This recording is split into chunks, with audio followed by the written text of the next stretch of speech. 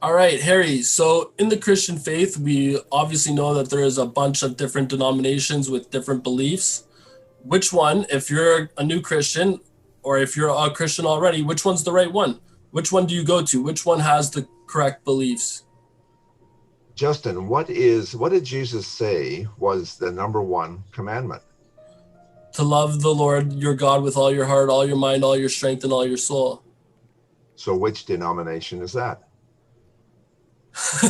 I guess most of them, to me personally, I would say that some people in each denomination love thy Lord thy God with all their heart, all their mind, all their soul, and all their Yep. strength. Yep, that's correct. That's correct. I agree with you. So the thing I've thought about Yeah, but this. one sec, one sec. I would have to ask this. There's got to be some beliefs that you're like, absolutely, nope, I'm staying away from that. Like, is there or is there not?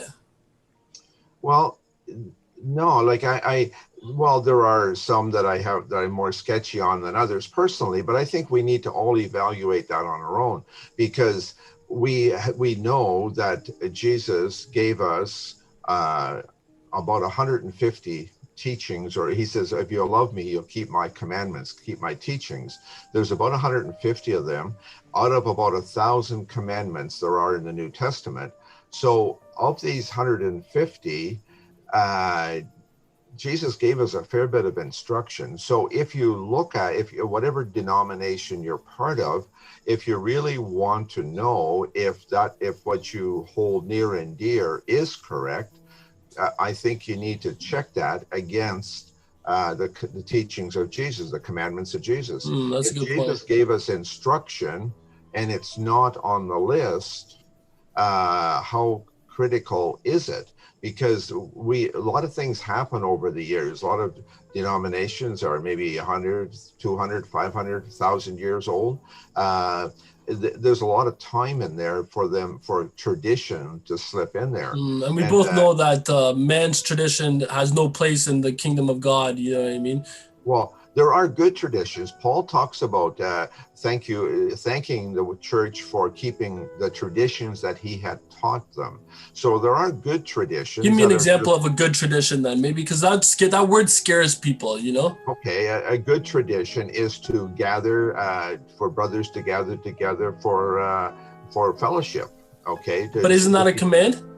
no, No, see, Jesus. so that would be a good tradition then, because I would agree with that. I'd be like, yeah, this is really healthy that we get together and fellowship with one another. I don't think it's in Jesus' teaching. No, But that's a good point. That's a solid point. Yeah, yeah. no, that it is really important, and I agree with that.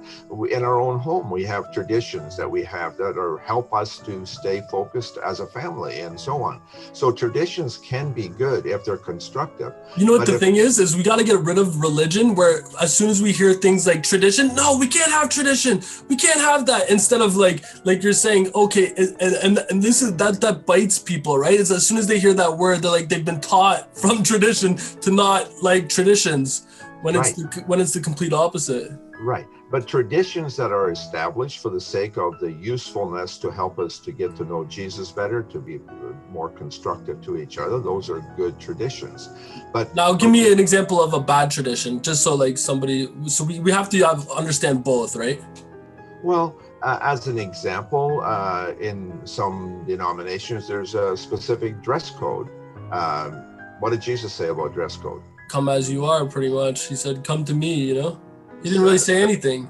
Yeah, no, and I think we have to be modest and respectable and those kind of things. We But don't we want. also don't want to deter people who's like the first time going. I remember my first time going to church. I wore a hoodie and I was like wearing a snake sweater. Like I would, you know what I mean? But who knows how many seeds got planted that day in my head? You know what I mean?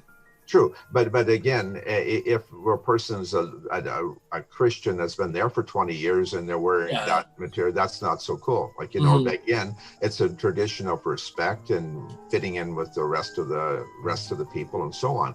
So we have to focus on the things that Jesus taught, and I really think we have to be careful in that because Jesus, to me, he said, if you, he instructs us to be obedient to his teachings. In the last paragraph of Matthew, it says, teach these new disciples to obey all my teachings. So that is critical.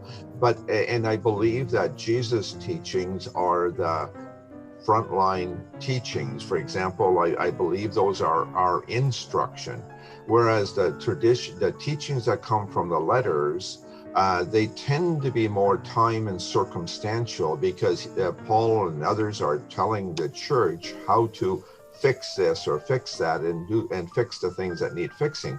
So those are different. Those are, to me, are secondary teaching, because they have to fix the problem. They're not primary, whereas Jesus' teaching is universal, whereas I believe the teachings in the letter, they're specific to specific problems and needs, which are still common today, but they're not the primary teaching. I believe the teachings in the Jesus commandments and the That's very parables. important.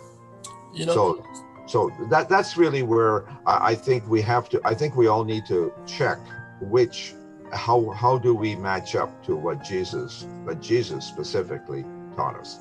so you know what I get from all of this is that there's no right or wrong denomination, but rather the right or wrong is what's your relationship with God like.